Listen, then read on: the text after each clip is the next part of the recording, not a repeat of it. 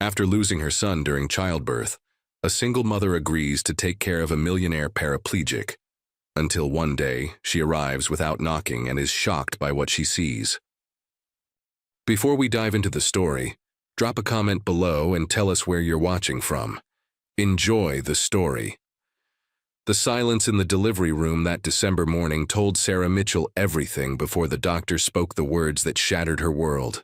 6 months later, that same silence followed her as she stood before the imposing gates of Armstrong Estate, clutching her resume and the small angel pendant that was her only connection to the child she'd lost. "State your name and purpose," demanded a voice through the intercom. "Sarah Mitchell, interview for the caregiver position." The gates opened with an ominous creak. As she walked up the winding driveway, the mansion loomed before her. Cold, imposing, unwelcoming. Maxwell Blackwood, a silver-haired man in an impeccable suit, greeted her with a handshake that lasted precisely 2 seconds. "Ms. Mitchell, follow me. You're 7 minutes early. I appreciate punctuality but detest eagerness." He led her through corridors that spoke of wealth and isolation. Vincent Armstrong was once a financial genius. The accident left him paralyzed. Below the waist 18 months ago. "We've gone through 7 caregivers this year alone." "Why so many?" Sarah asked. Blackwood's step faltered. "Mr. Armstrong can be challenging. The position requires discretion and emotional detachment. Your task is to handle his physical needs, not become his friend." They stopped before a mahogany door. "His condition is not only physical but psychological. He was once a man who commanded boardrooms. Now he relies on others for basic functions." The door opened to reveal a modernist suite dominated by floor-to-ceiling windows. In the center sat Vincent Armstrong, his wheelchair facing away from them. "Your 10 o'clock is here," Blackwood announced. The wheelchair turned slowly. Sarah had seen photos of Armstrong online. Athletic, commanding, confident. The man before her was thinner, unshaven, with disheveled hair. Only his ice-blue eyes remained unchanged. Cold, penetrating, intelligent. "I thought we agreed on a male caregiver this time, Max," Armstrong said, his voice surprisingly strong. "I've had enough emotional women crying in my bathroom." Sarah's cheeks flushed. "I assure you, Mr. Armstrong, I won't be crying anywhere on your property." His eyebrows raised slightly. "Bold statement. What makes you so confident, Ms. Mitchell, Sarah Mitchell?" "Let's just say I've exhausted my tears on matters that warrant them." Something flickered across Armstrong's face. A momentary crack in his facade. "Leave us, Max," he commanded. After Blackwood departed, Armstrong wheeled closer, scrutinizing her. "Your resume says kindergarten teacher. Quite a leap to caregiver for a paraplegic."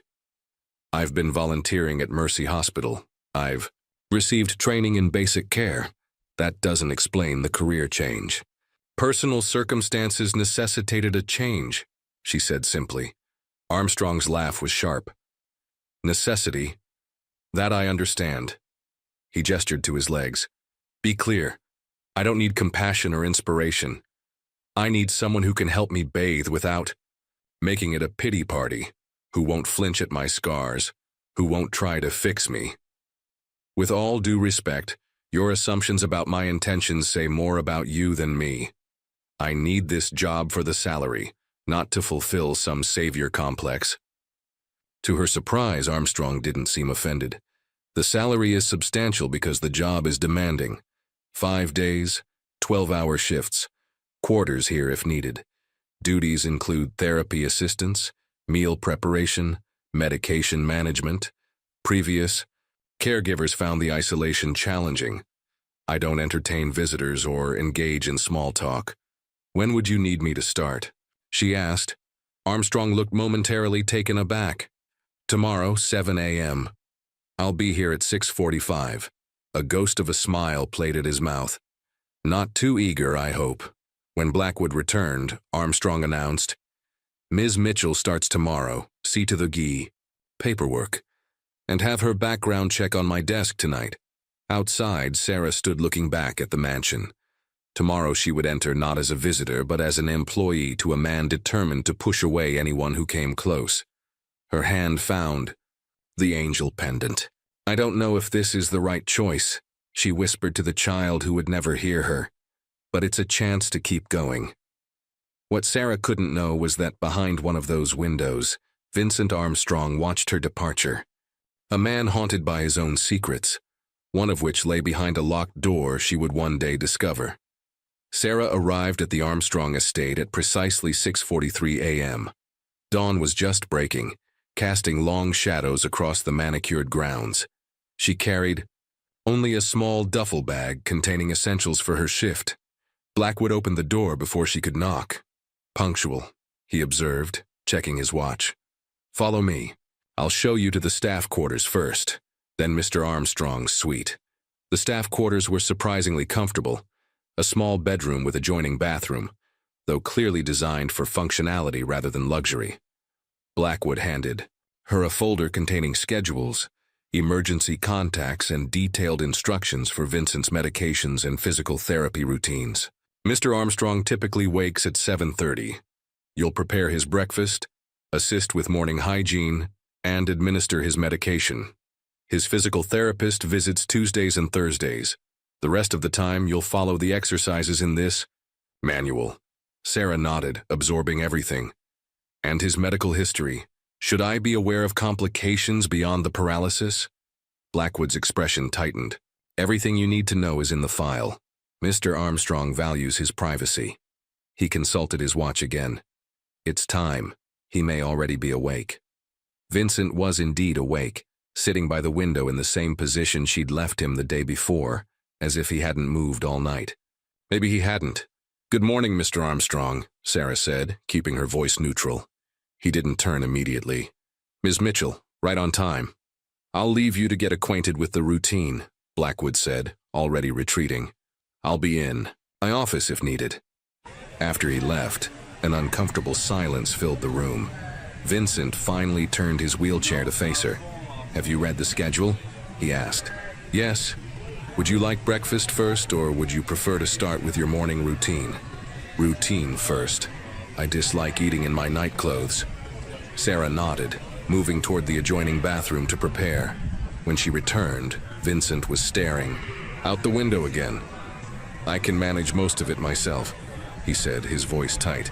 "I just need assistance with certain aspects." "I understand," Sarah replied simply. The next hour proved challenging, not physically but emotionally. Vincent's body bore the scars of both the accident and subsequent surgeries. A particularly vivid one ran along his spine. He remained silent. Throughout the process, his jaw clenched, eyes fixed on some distant point. Sarah worked efficiently, respecting his dignity by maintaining a professional demeanor. When he winced during a transfer, she pretended not to notice. After he was dressed, a process in which he insisted on doing as much as possible himself, Sarah moved to prepare breakfast. "Black coffee, 2 scrambled eggs, no toast," Vincent instructed. As she worked in the kitchenette, she noticed him watching her, his expression unreadable. "You're different from the others," he observed. "How so?" No pointless chatter, no forced cheerfulness, no looks of pity. Sarah placed his breakfast before him. "Would you prefer chatter?" A hint of a smile touched his lips. "God, no." Later, as she helped him with his prescribed exercises, Sarah noticed a framed photograph on his desk, the only personal item in the austere room. It showed a younger Vincent standing on a sailboat, laughing with his arm around a beautiful blonde woman. "That's private," Vincent snapped, noticing her gaze. "I apologize," Sarah said, returning her attention to his exercises. "Catherine," he said after a long silence. "My ex-fiancée." "I see. She left 3 months after the accident. Couldn't handle it. Me being different." His laugh was bitter. "I don't blame her. I wouldn't want to be stuck with half a man either." Sarah met his eyes directly. "In my experience, Mr. Armstrong, it's not physical limitations that make someone half a person." Their gazes held for a long moment before Vincent looked away first. "I believe it's time for my medication, Miss Mitchell." That night, in her small quarters, Sarah fingered her angel pendant as she always did before sleep. First day done, she whispered. He's difficult, but there's something beneath all that anger, something familiar. In his own room, Vincent lay awake, replaying his new caregiver's words in his mind, frustrated by his inability to categorize her into a convenient box. Most concerning was the unwelcome flicker of interest he'd felt when she'd looked him directly in the eyes, challenging him without words. Down the hall, behind a door, Sarah hadn't yet discovered, lay the secret that Vincent Armstrong guarded most fiercely of all. Weeks into her employment, Sarah had settled into a routine. Vincent remained aloof but less antagonistic, occasionally engaging in brief conversations during physical therapy sessions. This morning, Sarah noticed him grimacing as she helped him stretch. "Are you in pain?" she asked. "It's nothing," he replied, curtly, though his whitened knuckles suggested otherwise. "It's not nothing. Your body is communicating with you." Vincent scoffed. "My body and I aren't exactly on speaking terms these days." "Perhaps you're not listening properly," Sarah countered, adjusting her technique. Vincent's eyebrows raised, but he remained silent. Later, as Sarah prepared lunch, Blackwood entered unexpectedly. "Mr. Armstrong has a visitor this afternoon," he announced. "You'll need to make yourself scarce." "A visitor?" Sarah couldn't hide her surprise. "Business associate. Your presence won't be required." When Sarah mentioned the visitor to Vincent, his expression darkened. "Blackwood overreaches. I have no interest in seeing Richard Mercer." "Shall I inform Mr. Blackwood?" Vincent hesitated. "No, let him come. It might be illuminating." That afternoon, Sarah retreated to the gardens but found herself drawn to Vincent's. "Wait." Through the partially open window, she could hear raised voices. "The board is getting impatient, Vincent," a man, presumably Mercer, was saying. "Your absence is creating instability." "My absence didn't seem to bother them when I was building Armstrong Financial from nothing," Vincent retorted. "That was before you became compromised." "Paralyzed, Richard, you can say it." Sarah shifted position, accidentally rustling some bushes. The voices fell silent. Later, when she returned to Vincent's suite, his mood was thunderous. "Your garden tour enlightening?" he asked acidly. Sarah froze. "I didn't mean to." "Eavesdrop, of course you did." Vincent's eyes flashed. "Everyone wants to know the gossip about the crippled millionaire and his failed empire. That's not spare me. Just do your job, nothing more." That night, Sarah was awakened by shouting. She rushed to Vincent's suite to find him trapped in a nightmare, thrashing against tangled sheets. "Vincent," she called, then louder. "Vincent!" He woke with a gasp, disoriented, vulnerable. "You were dreaming," Sarah said softly. Recognition filled his eyes, followed by embarrassment. "Leave." "Vincent, please," he added, voice breaking slightly. "Just go." Sarah hesitated, then nodded. At the door, she turned back. "My nightmares are about the delivery room," she said quietly. "What are yours about?" Vincent stared at her, conflict evident in his face. For a moment, she thought he might answer. Instead, he turned away. "Good night, Ms. Mitchell." The following days brought a subtle shift in Vincent's demeanor. Though he maintained his distance, Sarah noticed small changes, his gaze lingering when she spoke, moments of unguarded emotion quickly masked. Something about her late-night confession had altered the dynamic between them. One morning, as Sarah helped Vincent with his stretches, she noticed a leather-bound book beside his bed. "You're reading Hemingway?" she asked, recognizing the cover. "Rereading," he corrected. "The Old Man and the Sea." "The struggle against insurmountable odds," Sarah observed. "I always found it both depressing and inspiring." Vincent's mouth twitched slightly. "A contradiction, much like Hemingway himself." "My husband introduced me to Hemingway," Sarah said, then immediately stiffened, realizing she'd never mentioned a husband before. Vincent caught the shift. "Your husband? You don't wear a ring." Sarah focused on adjusting Vincent's leg, avoiding his eyes. "It's complicated." "Most things are," he replied, surprisingly without pressing further. Later, as Sarah prepared lunch, Blackwood appeared unannounced, in the doorway. Ms. Mitchell, a word. It wasn't a request. In the hallway, his voice dropped to a whisper. I've noticed Mr. Armstrong's routine has been altered. We've adjusted his therapy schedule based on his comfort and progress, Sarah replied. That's not your decision to make. You're here to follow the established protocols. With respect, Mr. Blackwood, I'm here to provide care that benefits Mr. Armstrong. Blackwood's eyes narrowed. Don't overestimate your position here, Ms. Mitchell. People who grow too comfortable in this house tend to discover how quickly things can change. The veiled threat lingered in Sarah's mind as she returned to Vincent. He was staring out the window, a familiar pose she'd come to recognize as his way of processing difficult thoughts. Blackwood's concerned about your well-being, she said. Tempting lightness, Vincent snorted. Blackwood's concerned about Blackwood, always has been. He seems protective of you. He's protective of what I represent. Vincent turned to face her. Tell me about your husband. The abrupt change of subject caught Sarah off guard. She nearly dropped the plate she was holding. I'm sorry. That was inappropriate. Vincent backtracked, showing rare consideration. No. Sarah set down the plate, gathering herself. David died 3 years ago, car accident. Vincent's expression softened. I'm sorry. We'd been trying to have a child for years, she continued, surprising herself with the disclosure. When I finally got pregnant last year, it felt like a miracle, like David had somehow arranged it from wherever he is now. Understanding dawned in Vincent's eyes. And the child? Sarah's hand moved instinctively to her pendant. Stillborn. A boy, they don't know why. The room fell silent, filled only with the weight of shared grief. Finally, Vincent spoke softly. So when you said you'd exhausted your tears on matters that warrant them? Yes, Vincent nodded slowly. Earlier, you said my body was trying to communicate with me. What do you think about grief? Does it communicate too? Sarah considered this. I think grief speaks loudest when we try to silence it.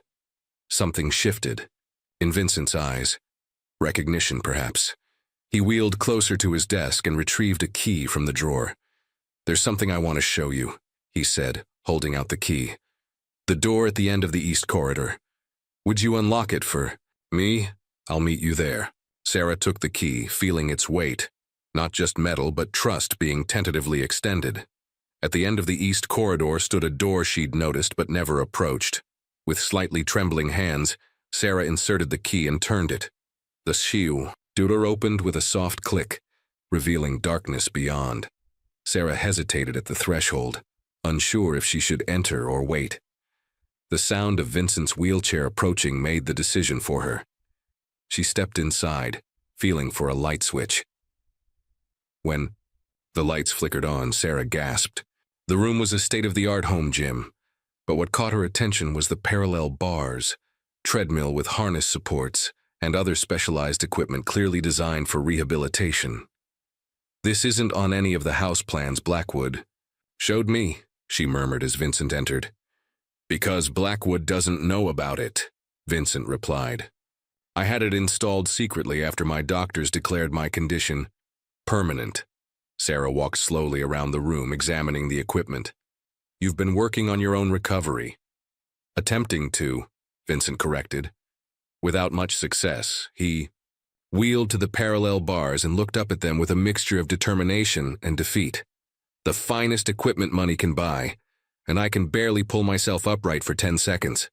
Sarah understood the significance of what he was sharing, not just a secret room, but his private hope, his refusal to accept the prognosis. Have you told your doctors? Vincent's laugh was bitter. So they can patronize me with talk of accepting reality? No, thank you. Sarah approached the bars, professional assessment taking over. This setup is excellent, but you're missing something crucial, which is proper technique and someone to spot you. She met his gaze directly. Let me help. Vincent's face betrayed conflicting emotions, pride warring with desperate hope. Why would you do that? Because I know what it's like to keep fighting when everyone tells you to move on.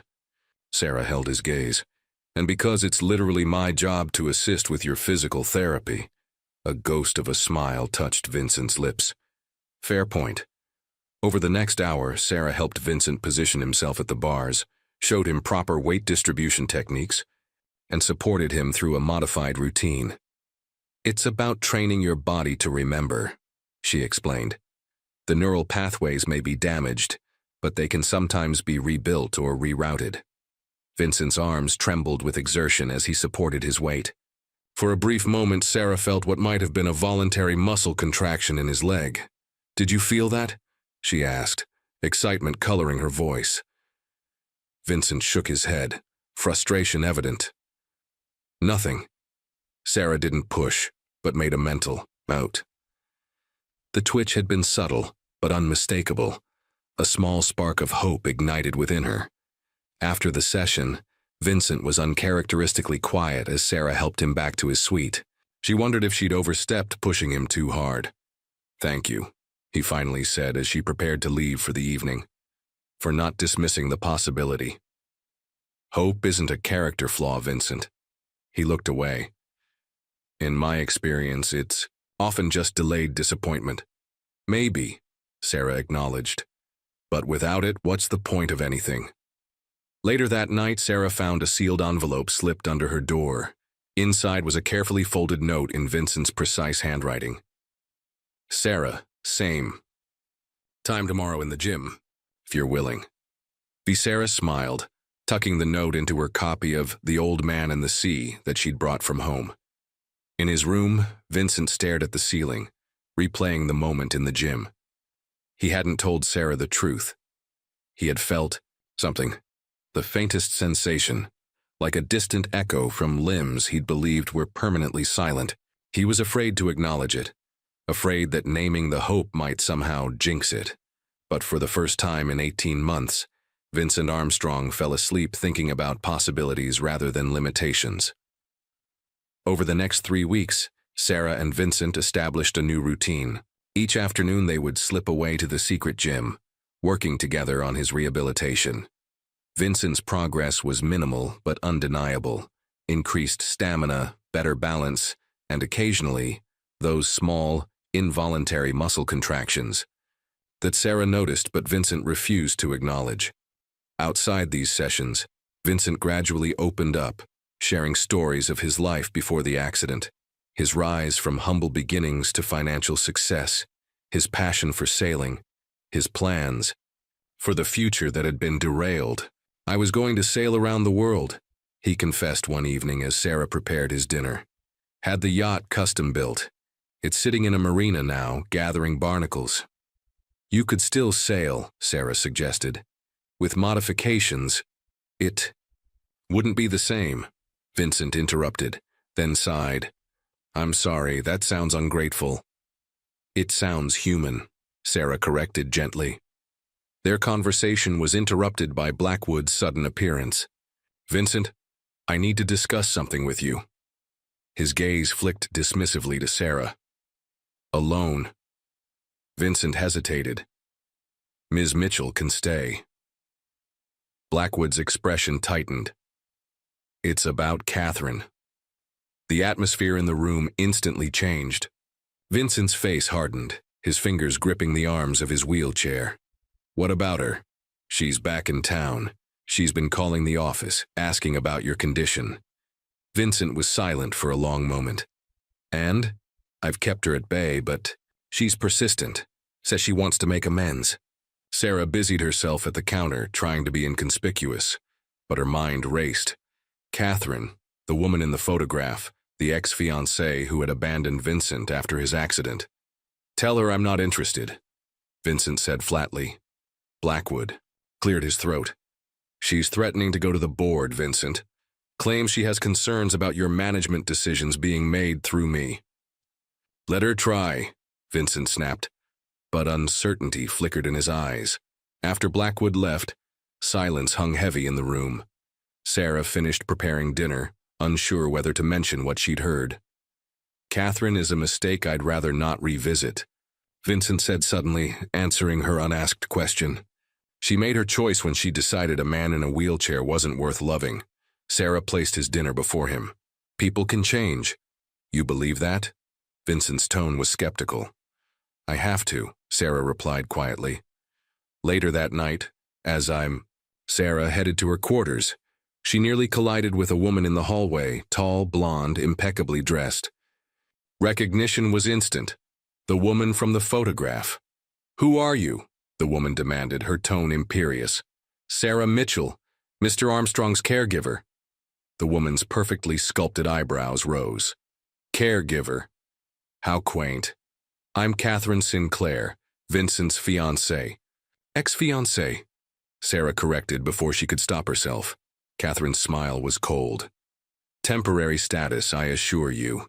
Vincent and I have unfinished business. She eyed Sarah assessingly. You're rather young for a nurse. I'm not a nurse. No, you're not, Catherine agreed, her implication clear. Word of advice, don't get attached. Vincent has a habit of discarding people when they've served their purpose. Just ask the previous caregivers. With that, she brushed past Sarah, the scent of expensive perfume lingering in her wake. Sarah stood frozen, unsure what to do. Should she warn Vincent that Catherine was in the house? Blackwood must have let her in, despite Vincent's wishes. Her decision was made for her when she heard raised voices from Vincent's suite. Moving closer, she caught fragments of conversation. Can't just appear after all this time. Vincent's voice, angry. Still legally your power of attorney. Catherine's response, calculating, changed after you left. Prove it. Sarah backed away, troubled by what she'd heard. Power of attorney?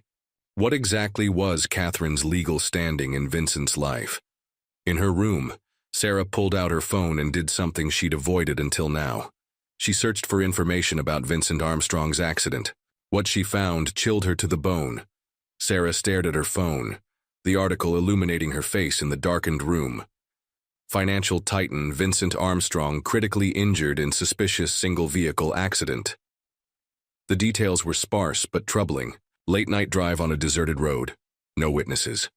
Car found at the bottom of a ravine.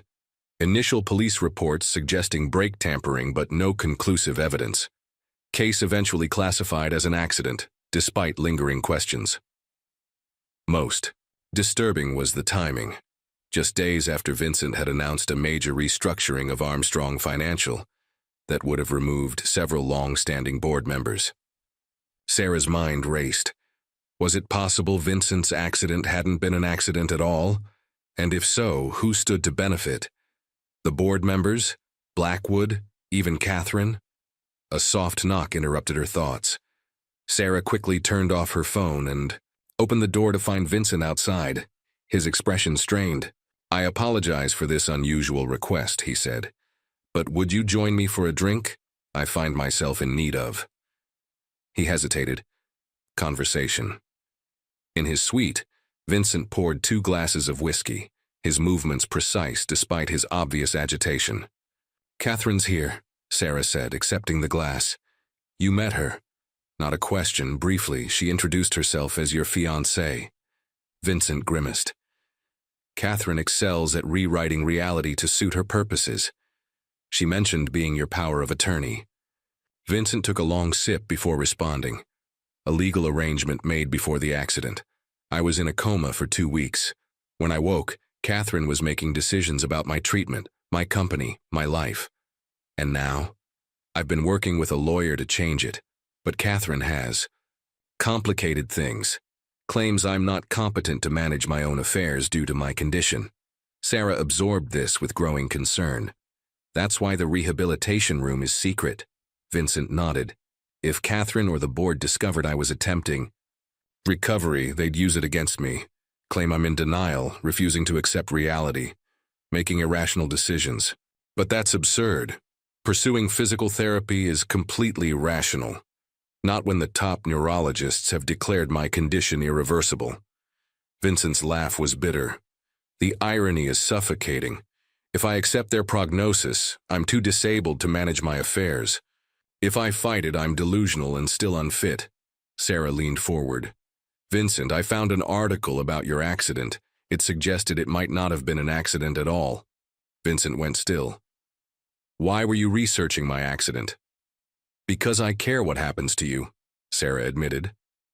And because Catherine's sudden reappearance feels calculated. Vincent studied her for a long moment. I've had the same suspicions about my accident, he finally confessed, but no proof. Who would have benefited from your incapacitation? Several board members I was planning to oust.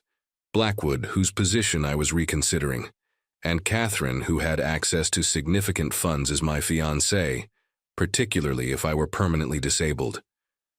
Do you trust anyone? Sarah asked. Softly.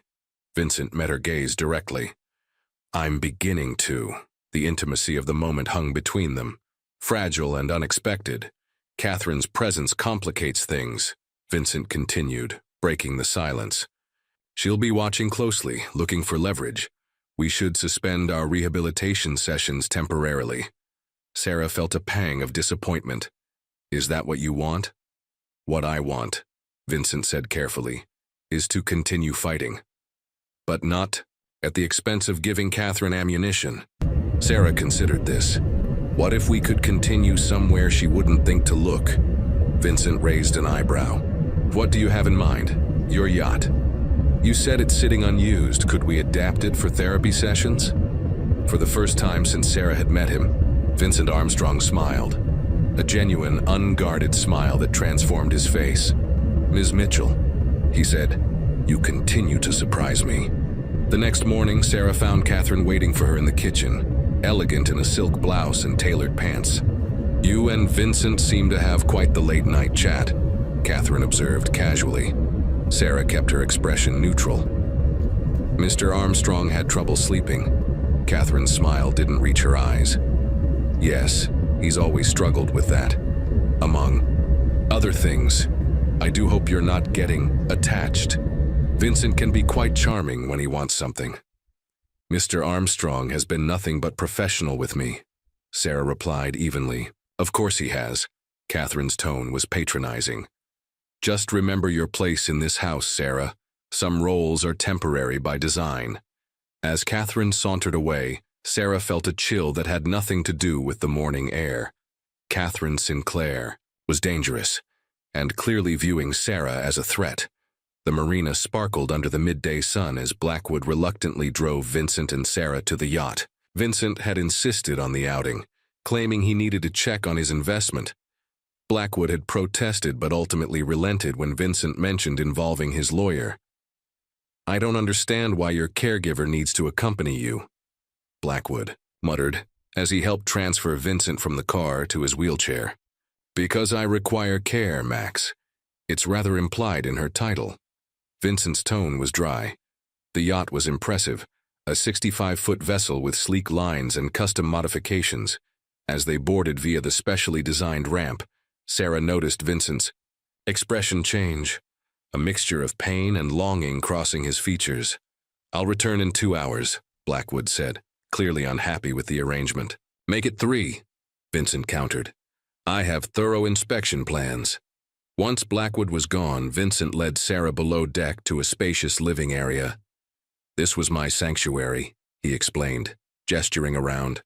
I designed it for extended journeys, comfort, without excess. Sarah noted the thoughtful layout, the quality materials, the unobtrusive luxury. The space reflected Vincent's personality, practical, refined, and more welcoming than his sterile mansion suite. It's beautiful, she said sincerely. It was supposed to be my future.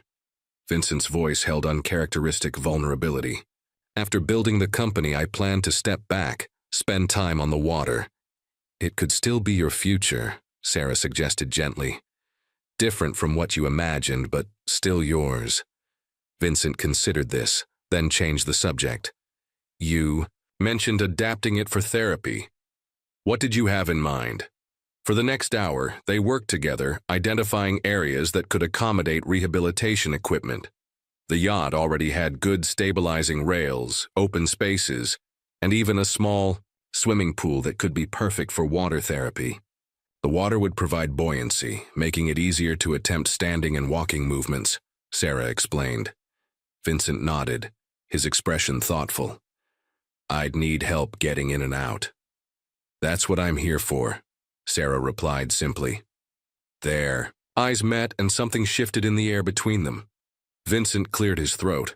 "There's something else I want to show you," he said, wheeling toward a built-in bookcase. He pressed a hidden switch, and a panel slid open, revealing a safe. After entering a combination, he removed a thumb drive. "Everything I've gathered about the accident and the suspicious activities at Armstrong Financial afterward," he explained. "Financial transactions, board meeting minutes, communication between Blackwood and certain board members. You think Catherine was involved? I don't know. But her reappearance now, just as I'm making progress on changing my power of attorney, isn't coincidental." Sarah took the drive, understanding its significance. "What do you want me to do with this?" "Keep it safe. If anything happens to me, nothing's going to happen to you," Sarah interrupted firmly. Vincent smiled ruefully. "Your optimism is either your greatest strength or a dangerous liability." "Sometimes they're the same thing," Sarah replied. Their conversation was interrupted by voices above deck. Vincent tensed, putting a finger to his lips. They listened as footsteps moved across the deck. "Should be unlocked," a male voice said. "Blackwood mentioned Armstrong was coming today." "Perfect opportunity," replied a woman's voice, Catherine.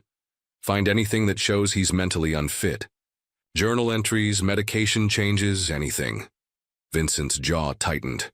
Sarah reached for her phone, but Vincent gripped her wrist, shaking his head. He indicated a side door that led to a different exit from the yacht. Together, they navigated the alternative route, Vincent guiding Sarah through the yacht's layout. They emerged on the opposite side just as Blackwood's car pulled into the marina parking lot. "Perfect timing," Vincent muttered, then raised his voice. "Mr. Blackwood, we were just finishing up." Catherine and her companion appeared on deck, momentarily, startled. "Vincent!" Catherine recovered quickly, her smile practiced. "What a coincidence, I was just showing Richard the yacht. Such fond memories here." "Indeed," Vincent replied coldly. "Though I don't recall giving either of you permission to board." Catherine's smile didn't waver. "Darling, you never minded before." "Many things have changed, Catherine, including the locks, as of tomorrow." As Blackwood drove them back to the mansion, Vincent was silent, his expression stormy. Sarah's hand remained in her pocket, fingers wrapped around the thumb drive, a small piece of plastic that might contain the key to unraveling the conspiracy surrounding Vincent Armstrong's shattered life. Back at the mansion, tension hung in the air like an approaching storm. Sarah helped Vincent into his suite, hyper-aware of every sound in the hallway. The yacht incident had confirmed their suspicions. Catherine was actively searching for ways to undermine Vincent. "They'll try a different approach now," Vincent said once they were alone. "Catherine doesn't retreat, she adapts." Sarah nodded, her mind on the thumb drive now hidden in her quarters. "What's our next move?" Vincent wheeled to his desk and removed a cell phone from a drawer, not his usual one. "Burner phone," he explained. "I have a contact at the police department who reopened the investigation into my accident. I need to warn him about Catherine's activities." As Vincent made his call, Sarah busied herself preparing his medication. Through the window, she spotted Catherine and Blackwood in the garden, engaged in what appeared to be a heated discussion. Their body language suggested disagreement, with Catherine repeatedly gesturing toward the house. "Interesting," Vincent commented following her gaze. "Trouble in paradise. You think they're working together? I know they are. The question is whether Blackwood is getting cold feet or Catherine is pushing for something he's reluctant to do." After Vincent finished his call, Sarah helped him with his evening exercises. They worked in comfortable silence, their movements synchronized after weeks of practice. Sarah noticed Vincent seemed more fatigued than usual. "Let's cut it short today," she suggested. Vincent shook his head stubbornly. "No, I need to be stronger." "Vincent, recovery isn't just about pushing harder. It's also about knowing when to rest." He looked up at her, and Sarah was struck by the vulnerability in his eyes. "Time isn't on my side, Sarah. Catherine's return accelerates everything." Sarah knelt beside his wheelchair, meeting his gaze directly. "We'll figure this out, I promise." Something shifted in Vincent's expression, a softening around his eyes. his mouth. Slowly, deliberately, he reached out and tucked a stray strand of hair behind her ear, his fingers lingering against her cheek. "Why are you really here, Sarah?" he asked softly. "This has become more than a job for you." Sarah's heart hammered in her chest.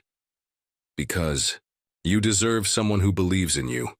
Because I—" The door burst open and Catherine strode in, her timing impeccable. She froze momentarily at the tableau before her, Sarah kneeling beside Vincent, his hand at her face. "Well," Catherine drawled, her voice dangerously sweet. "Isn't this cozy?" Vincent withdrew his hand but didn't move away from Sarah. "Do you ever knock, Catherine?" "Why should I? This is practically my house too." She smiled at Sarah. "Darling, would you mind giving Vincent and me some privacy? We have personal matters to discuss." Before Sarah could respond, Vincent said firmly, "Ms. Mitchell stays." Catherine's smile tightened. "Always so stubborn, Vincent." "Fine." She perched on the edge of his desk. "I've been reviewing your recent financial decisions, and frankly, I'm concerned. The board is too. These investments in experimental medical technologies, the sudden interest in accessibility modifications for your yacht, it suggests a concerning pattern of denial. My investments are sound, Catherine. The medical technology companies are showing excellent returns. It's not about returns. It's about your state of mind." Catherine's voice softened with practiced concern. "You're chasing impossible cures instead of accepting reality." Vincent's knuckles whitened on his armrests. "I'm pursuing research in fields that interest me, that's all." Catherine sighed dramatically. "Vincent, please. We both know what you're doing." She glanced at Sarah. "And now you've dragged this poor girl into your delusions. What have you promised her? A miracle recovery? A share of your fortune?" Sarah stood, anger flaring. "That's enough." "Oh, she speaks," Catherine mocked. "Tell me, Sarah, has Vincent told you about the other caregivers who thought they could fix him? How he crushed their spirits when they inevitably failed?" "Get out," Vincent said, his voice deadly quiet. Catherine stood, smoothing her skirt. "I'm only trying to protect you, darling, from yourself and from those who would take advantage." At the door, she paused. "Oh, and the board meeting has been moved up. 2 days from now. Your presence is requested, though of course I'd be happy to represent your interests if you're not feeling up to it." After she left, Vincent slammed his fist against his armrest. "She's making her move." Sarah touched his shoulder gently. "Vincent, what board meeting? What's happening in 2 days?" His expression was grim. "The meeting where they'll vote on whether I'm fit to retain control of my company."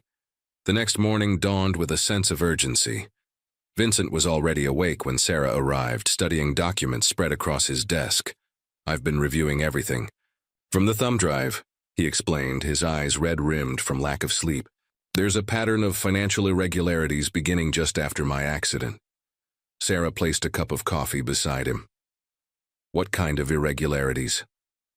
"Funds diverted to shell companies, questionable consultancy fees, strategic investments suddenly abandoned." He rubbed his temples. "All decisions supposedly authorized by me during my recovery, when Catherine held my power of attorney. Can you prove she acted without your consent?" "That's the problem. I was heavily medicated after coming out of the coma. There are periods I don't remember clearly." Vincent's frustration was palpable. "It would be my word against hers, and, with my current condition, they'd claim your memory is compromised," Sarah finished. Vincent nodded grimly. "Exactly." Sarah studied the documents. "What about Blackwood? These transfers required his approval as well." "Blackwood is careful. He ensures technical legality while serving his own interests." Vincent's expression hardened. "I trusted him for 15 years. That's the real betrayal." As Sarah helped Vincent prepare for the day, she noticed his determination had an edge of desperation. During physical therapy, he pushed himself harder than usual, refusing breaks. "Vincent, you need to pace yourself," she cautioned as he attempted to stand between the parallel bars for the 3rd time. "The board meeting is tomorrow," he replied through gritted teeth. "I need to show strength. Exhausting yourself won't help. You need to be mentally sharp tomorrow, not physically depleted. Vincent relented, allowing Sarah to help him back into his wheelchair. As she knelt to adjust his footrests, he caught her hand. "Thank you," he said softly, "for believing in me when no one else did." The sincerity in his voice made Sarah's heart catch. "That's not entirely selfless of me," she admitted. "I need to believe in second chances, in the possibility of rebuilding after everything falls apart." Vincent's gaze held hers.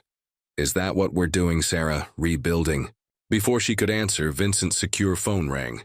His expression changed as he listened to the caller.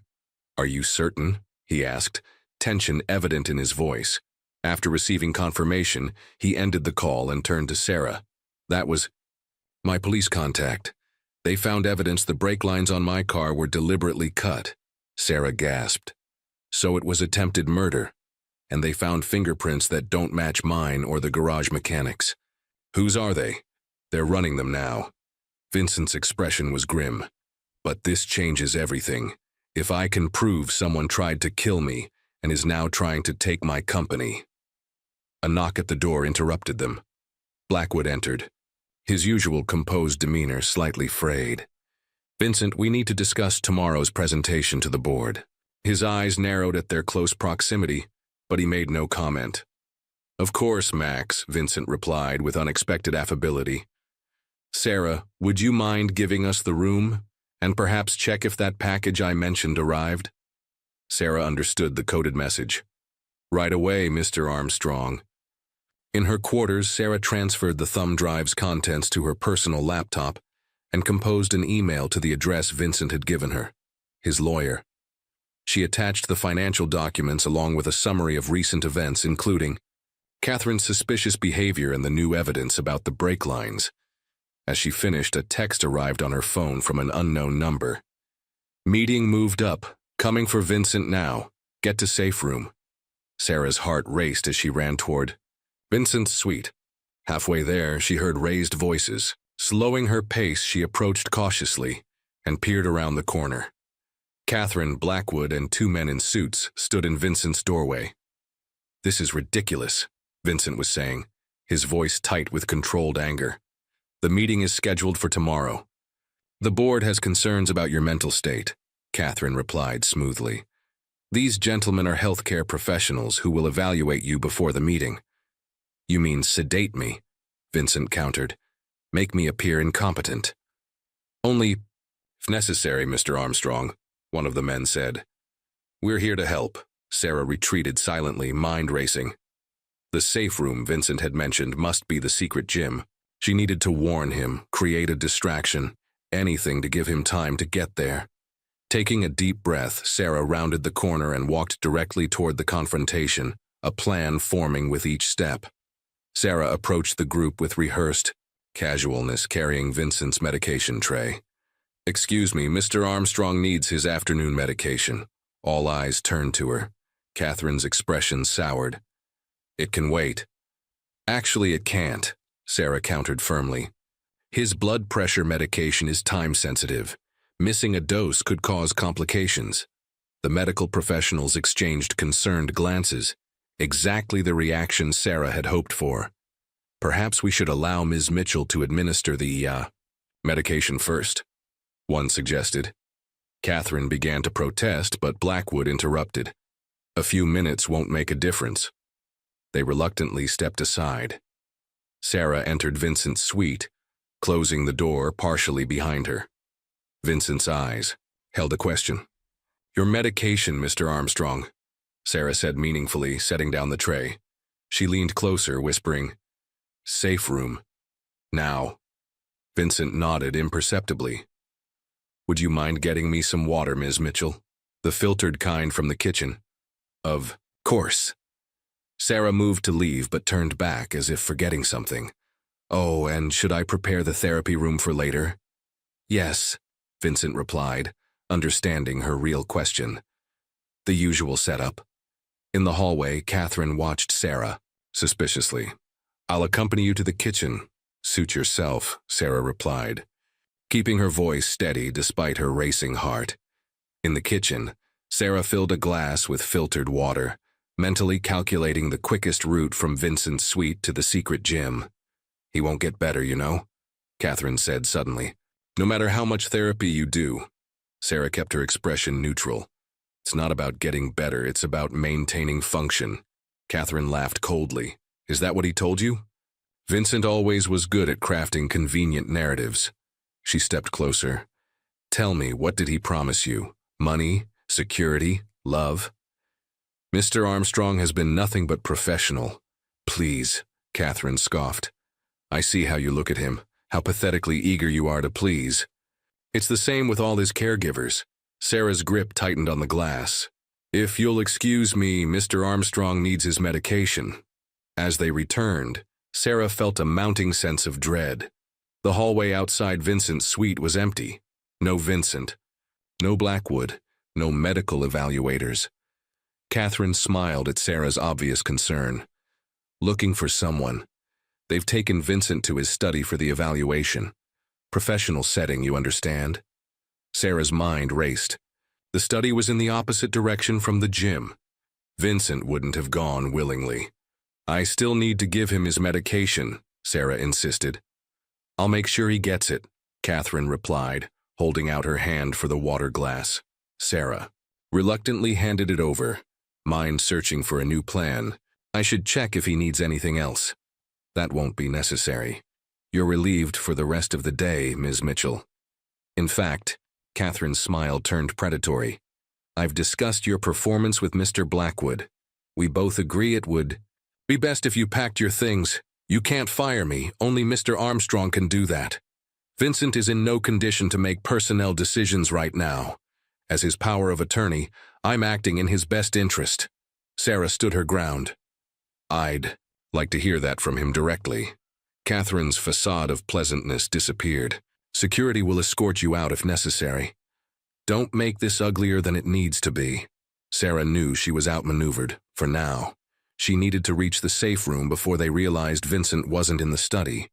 If he'd managed to escape, that's where he would go. "Fine, I'll get my things." Catherine watched as Sarah headed toward the staff quarters, then turned in the opposite direction. The moment Catherine was out of sight, Sarah changed course, taking a service corridor toward the east wing. As she neared the secret gym, Sarah heard angry voices from around the corner. "Find him," Blackwood was shouting. "Check all the rooms." "He couldn't have gone far." Sarah ducked into an alcove as security personnel rushed past. Once clear, she made her way to the hidden door and slipped inside. The gym was dark and seemingly empty. "Vincent?" she whispered. Silence. Then, from the shadows behind the weight equipment, "Sarah?" Vincent wheeled forward, relief evident on his face. "Thank God. I managed to distract them and slip away, but they'll search everywhere." "They're already looking," Sarah confirmed. "Catherine tried to fire me." Vincent's expression hardened. "Of course she did. You're the only one who knows what's really happening." He reached for her hand. "Sarah, there's an exit through there, a service elevator that leads to the garage. We need to leave now." "Where will we go?" "The yacht. It's the last place they'd expect. And we need to get to the board meeting tomorrow with proof." As they moved toward the hidden exit, a sudden crash came from the door. Someone was trying to get in. "They found us," Vincent hissed, wheeling toward the exit with Sarah, close behind. The door shuddered again under another impact. The service elevator was small, clearly meant for maintenance staff. Sarah quickly maneuvered Vincent's wheelchair inside, squeezing in beside him as the door to the gym finally burst open. Through the closing elevator doors, she caught a glimpse of Blackwood's furious face. "Where does this lead exactly?" Sarah asked as they descended. "Underground garage. There's a van with hand controls I can drive." Vincent's voice was tense but focused. "I had it modified after the accident, though I've only used it once." The elevator opened directly into a secluded section of the garage. Vincent led them to a dark blue van parked in the corner. "So keys are hidden in the wheel well," he instructed. Sarah retrieved them and helped Vincent transfer into the driver's seat. The specialized controls allowed him to operate the accelerator and brake with his hands. As Sarah climbed into the passenger seat, the elevator they'd just exited lit up. Someone was coming down. "Time to go," Vincent said, starting the engine. They pulled out just as the elevator doors opened, revealing Blackwood and 2 security guards. Vincent navigated through the garage with surprising skill, emerging onto a service road that bypassed the main entrance. "They'll check the marina first," Vincent said, taking an unexpected turn away from the coast. "We need somewhere to regroup before heading to the yacht." "I know a place," Sarah offered. "My friend Emma's cabin. She's in Europe for 3 months and gave me a key. It's about an hour north in the mountains." Vincent nodded, following her directions. They drove in tense silence, both watching for any sign of pursuit. After several deliberate detours to ensure they weren't being followed, Vincent relaxed. "Lightly, I don't understand how they found the gym so quickly," he said. Sarah frowned. "Catherine mentioned therapy when we were in the kitchen. She might have already known about it. Or they've been monitoring us. Security cameras, listening devices." Vincent's knuckles whitened on the steering controls. "I've been a fool thinking I had any privacy in my own home. What will they do now? Everything possible to discredit me before the board meeting. They'll claim I'm paranoid, delusional, that I kidnapped you." Vincent glanced at her. "Sarah, I'm sorry I've dragged you into this. You didn't drag me anywhere. I chose to be here." Sarah touched his arm briefly. "Besides, I'm the one who suggested this daring escape." The ghost of a smile touched Vincent's lips. "So you did." The cabin was small but charming, nestled among pine trees with a view of the distant lake. Sarah helped Vincent up the ramp that, fortunately, Emma had installed for her father's visits. Inside, Sarah quickly assessed their situation. "There's food, clean water, electricity. We should be safe here overnight." Vincent wheeled to the window, checking their surroundings. "We need a plan for tomorrow. The board meeting is at 10 a.m. We need concrete evidence of Catherine and Blackwood's manipulation." "We have the financial documents from the thumb drive," Sarah reminded him. "It's not enough. We need proof of Catherine's involvement in the accident, or at least her conspiracy with Blackwood." Vincent rubbed his temples. "If only my police contact could match those fingerprints before the meeting." Sarah made them tea while Vincent reviewed the documents they had. As the evening deepened into night, Sarah found bedding for the pull-out couch. "You take the bedroom," Vincent insisted. "I'll be fine out here." "The bedroom has more space for maneuvering your chair," Sarah countered practically. "I'll take the couch." Vincent relented. As Sarah helped him prepare for bed, the intimacy of their situation struck her. Away from the mansion, they were just 2 people trusting each other completely. "Sarah," Vincent said softly as she adjusted his pillows, "if tomorrow doesn't go as planned—" "It will," she interrupted. "But if it doesn't," he persisted, "I want you to know that these past weeks with you have given me something I thought I'd lost forever. Hope." Sarah sat on the edge of the bed, her heart pounding. "Vincent," he reached for her hand, intertwining their fingers. "I know the timing is impossible. I know there are 1,000 reasons why this makes no sense. But I'm falling in love with you. Delara Mitchell." The confession hung in the air between them, both terrifying and exhilarating. "I lost everything I thought mattered," Sarah whispered. "My husband, my baby, my sense of purpose. Then I met you, angry, difficult, brilliant you, and somehow I started finding pieces of myself again." Vincent's eyes searched hers. "Is that a polite way of letting me down?" Sarah shook her head, a smile breaking through despite the gravity of their situation. "No, you impossible man. It's me saying I'm falling in love with you too."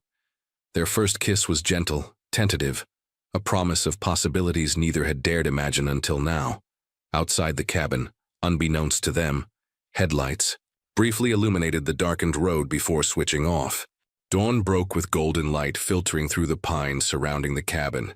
Sarah woke on the couch, momentarily disoriented before remembering everything. Their escape, the cabin, Vincent's confession, their kiss. A smile touched her lips. Despite the uncertainty they faced, her phone chimed with a message from an unknown number. "Fingerprints identified. Meeting you at boardroom. Bring VA. Detective Mason." Sarah's heart raced as she hurried to Vincent's room. He was already awake, staring out the window with an expression she couldn't read. "Vincent, great news," she began, but stopped when she saw his face clearly. "What's wrong?" "We have company," he said quietly, gesturing toward the window. Sarah peered through the blinds to see a black SUV parked just beyond the cabin's driveway, partially hidden among the trees. Two men sat inside, watching the cabin. "Blackwood's security," Vincent confirmed. "They must have tracked us somehow." "Your phone?" Vincent shook his head. "Burner phone, remember? More likely they followed our trail through traffic cameras or local informants." Sarah showed him the message. "Detective Mason identified the fingerprints. He's meeting us at Armstrong Financial." Hope flickered in Vincent's eyes. This could be the break we need. He glanced again at the watchers outside. "But first, we need to get past our friends out there." They quickly formed a plan. Sarah gathered their essential documents while Vincent called Detective Mason to confirm their situation. Then, in a calculated risk, Sarah walked straight out. The front door with an empty garbage bag, as if performing a routine morning chore. The men in the SUV immediately tensed, one speaking into a radio. Sarah continued to the trash bins at the side of the cabin, positioned strategically where the men couldn't see the back door. Meanwhile, Vincent exited through the rear, using a service path Emma had shown Sarah during a previous visit. The path curved around to where they had parked the van, hidden by trees from the watching SUV. Sarah finished her chore and went back inside, making sure the men saw her return. 10 minutes later, following their plan, she caused a diversion by setting off the cabin's fire alarm. As predicted, the security men approached the cabin to investigate. The moment they did, Sarah slipped out the back door and raced along the path to where Vincent waited in the van, engine already running. "Go!" she urged as she jumped in. Vincent accelerated down the rear access road, avoiding the main drive where the SUV was parked.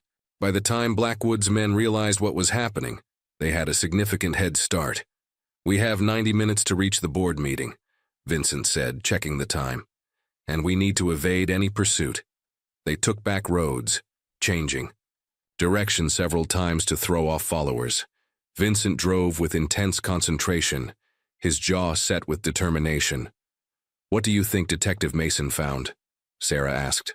"Best case? The fingerprints belong to Catherine or someone directly connected to her. Worst case? They're inconclusive but still provide reasonable doubt about the accident narrative." As they approached the city, Vincent grew quieter, more focused. Sarah recognized the weight settling on his shoulders. Everything he had worked for, his independence, his future, hung on what happened in the next hour. "Whatever happens," she said softly, "you're not alone anymore." Vincent's hand briefly left the controls to squeeze hers. "That means more than you know." They arrived at Armstrong Financial headquarters with 15 minutes to spare. The imposing glass tower reflected the morning sun, dozens of stories reaching toward the sky, a physical manifestation of what Vincent had built from nothing. Detective Mason was waiting in the underground parking garage as promised, a folder tucked under his arm. His expression was grim but determined. "Mr. Armstrong," he greeted as they parked. "Ms. Mitchell, we need to move quickly. Your board meeting starts in 12 minutes, and I have reason to believe Ms. Sinclair intends to take control today." "The fingerprints?" Vincent asked as Sarah helped him into his wheelchair. "Belonged to a known associate of Maxwell Blackwood, a man with priors for fraud and criminal tampering. He was paid through an offshore account we've linked to transfers, initiated by Catherine Sinclair 3 days before your accident." Vincent's breath caught. "You have proof?" Mason nodded, patting the folder. "Enough to arrest both of them, but I thought you might want to handle this your way first." As they entered the elevator heading to the top-floor boardroom, Vincent's phone rang. It was Blackwood. "Where are you, Vincent?" His voice was strained. "The board is assembled. Catherine is preparing to present evidence of your mental instability." "I'll be there, Max," Vincent replied calmly. "Save me a seat." The elevator doors opened onto the executive floor. Sarah could feel the weight of this moment. Vincent returning to the company he built, confronting those who betrayed him. She started to hang back, but Vincent caught her hand. "Stay with me," he said quietly. "Please." Together, with Detective Mason following, they moved toward the boardroom doors. Just before entering, Vincent paused, taking a deep breath. Sarah saw not weakness in that moment, but incredible strength. A man prepared to reclaim everything that had been taken from him. The boardroom doors swung open. The boardroom fell silent. As Vincent wheeled in, flanked by Sarah and Detective Mason, 14 pairs of eyes turned toward them. 12 board members, Blackwood and Catherine, who stood at the head of the table mid-presentation. "Vincent." Catherine recovered first, her surprise quickly masked with a practiced smile. "How?" "Unexpected. We were just discussing your health situation." "I can see that," Vincent replied, nodding toward the medical charts displayed on the screen behind her. "Although I don't recall authorizing my private medical information to be shared with the board." "As your power of attorney," Catherine began. "A position you're about to lose," Vincent interrupted, wheeling further into the room. His voice was calm, but carried a steely authority that commanded attention. "Ladies and gentlemen of the board, I apologize for the dramatic entrance, but I believe Ms. Sinclair and Mr. Blackwood have been misleading you." Blackwood stepped forward, his composure slipping. "Vincent, you're clearly distressed. Perhaps we should continue this meeting another day when you're feeling more stable." Detective Mason chose that moment to introduce himself, badge in hand. "Detective James Mason, Major Crimes Division. I'm here regarding the attempt on Mr. Armstrong's life 18 months ago." A murmur ran through the board members. An elderly woman at the far end spoke up. "What is the meaning of this, Vincent?" "The meaning, Mrs. Winters, is that my accident wasn't an accident at all. My brake lines were deliberately cut." Vincent's gaze swept the room. "By someone hired by Catherine Sinclair and Maxwell Blackwood." Catherine's perfectly composed facade cracked. "That's absurd. Vincent is having a paranoid episode. This is exactly what we've been concerned about." Detective Mason opened his folder, placing documents on the table. Fingerprint evidence, financial transactions, phone records. Ms. Sinclair arranged payment to a known criminal 3 days before Mr. Armstrong's accident, conveniently timed just after he announced plans to restructure the board and reevaluate Mr. Blackwood's position. The chairman, a distinguished man in his 60s, examined the evidence with growing concern. "These are serious allegations." "They're more than allegations," Vincent stated. "While I was recovering, Catherine used her temporary power of attorney to authorize financial decisions that benefited her and Blackwood personally. I've brought complete documentation." Sarah handed additional files to the chairman, who began reviewing them with increasing alarm. "And now," Vincent continued, "they've attempted to have me declared mentally incompetent to prevent me from exposing their actions." Blackwood moved toward the door, but Detective Mason blocked his path. "Not so fast, Mr. Blackwood." Catherine's composure shattered completely. "This is ridiculous. Vincent was always paranoid, always suspicious. Which is why I installed security cameras in my home gym," Vincent interrupted, nodding to Sarah, who produced a tablet. "Including this footage from yesterday of you and Blackwood discussing how to drug me before this meeting." As the recording played, Catherine's face drained of color. The board members watched in stunned silence as Catherine's voice clearly stated her intentions to make sure Vincent appears incompetent during the evaluation. The chairman rose to his feet. "I believe we've seen enough. Detective, please proceed with whatever actions you deem necessary. The board will cooperate fully with your investigation." As Detective Mason read Catherine and Blackwood their rights, Vincent turned to Sarah, reaching for her hand. The subtle squeeze he gave her contained everything words couldn't express in that moment: gratitude, relief, and something deeper that had blossomed between them against all odds. The battle was won, but as Vincent looked around the boardroom that had once been the center of his world, he realized his priorities had fundamentally shifted. The company no longer represented his future. Something much more precious did. 1 year later, Sarah stood on the deck of the yacht, watching the sunset paint the horizon in brilliant oranges and pinks. The gentle rocking of the vessel beneath her feet had become a familiar comfort over the past months. "Beautiful, isn't it?" Vincent's voice came from behind her. Sarah turned to see him walking slowly toward her, using a cane for support. His progress over the past year had been remarkable, not a complete recovery, but something medical professionals were calling extraordinary. Partial sensation had returned to his legs, and with intensive therapy, he had regained limited mobility. "Almost as beautiful as you," she replied, smiling as he reached her. Vincent leaned his cane against the railing and wrapped an arm around her waist, pulling her close. "Flatterer." "How was your meeting?" Sarah asked, resting her head against his shoulder. "Productive. The foundation is officially launched." Vincent's eyes shone with quiet pride. "The Sarah Mitchell Foundation for Neonatal Research and Family Support will open its doors next month." Sarah felt the familiar ache in her chest. Not the sharp pain of fresh grief, but the bittersweet throb of remembrance. "He would have been 2 today." "I know," Vincent said softly, pressing a kiss to her temple. The past year had brought profound changes. After Catherine and Blackwood's arrests, Vincent had surprised everyone by stepping down as CEO of Armstrong Financial, remaining only as chairman of the board. Instead, he had focused on his recovery and establishing the foundation, using his wealth and influence to support families who had experienced similar losses to Sarah's. The locked room in the mansion, the one that had first sparked Sarah's curiosity, had been transformed from a secret rehabilitation space into the foundation's first office, a symbol of how suffering could be repurposed into healing. "Do you ever regret it?" Sarah asked, voicing a question that occasionally still troubled her. "Giving up the company you built?" Vincent shook his head. "I built Armstrong Financial believing it was everything. Then I lost what I thought was everything and found something far more valuable." He turned to face her fully. "You showed me how to live again, Sarah, how to find purpose beyond ambition." Sarah touched the small diamond ring on her finger, a recent addition that still felt wonderfully foreign.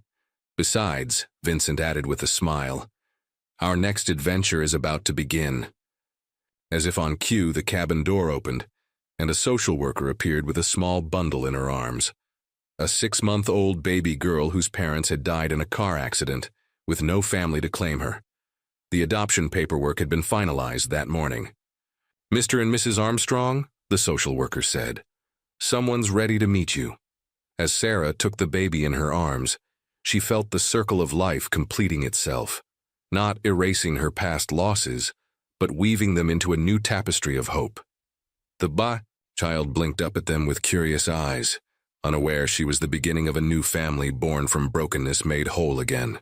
Vincent wrapped his arms around them both, his voice thick with emotion as he whispered, "Welcome home, little one. Welcome home."